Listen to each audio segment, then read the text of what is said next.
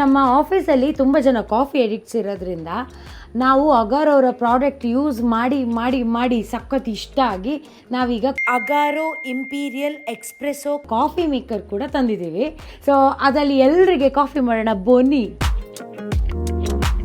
Consistent ಮತ್ತು balanced ಎಕ್ಸ್ಪ್ರೆಸೋ coffee ಬೇಕು ಅಂತ ಹೇಳಿದರೆ ಕರೆಕ್ಟ್ ಅಮೌಂಟ್ ಆಫ್ ಗ್ರೌಂಡ್ ಕಾಫಿಯನ್ನು ಬಳಸಿ. 7 ಗ್ರಾಮ್ ಕಾಫಿ ಪೌಡರ್ ಯೂಸ್ ಮಾಡಿ 1 ounce ಎಕ್ಸ್ಪ್ರೆಸೋವನ್ನು ಪ್ರಿಪೇರ್ ಮಾಡ್ಬೋದು.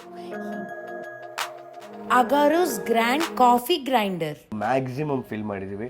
ಸೊ ಇದಾದ್ರ ಮೇಲೆ ಲಿಡ್ ಕ್ಲೋಸ್ ಮಾಡಬೇಕು ನೋಡಿ.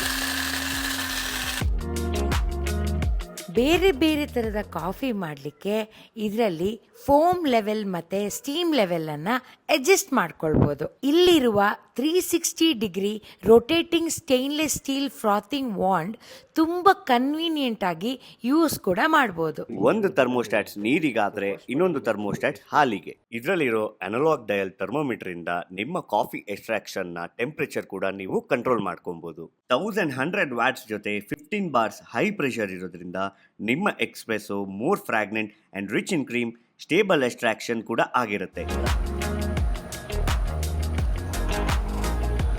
ಈಗ ನಾನು ನಿಮಗೆ ಈ ಕಾಫಿ ಗ್ರೈಂಡರ್ನ ಹೇಗೆ ಕ್ಲೀನ್ ಮಾಡಬೇಕು ಅಂತ ಹೇಳ್ತೀನಿ.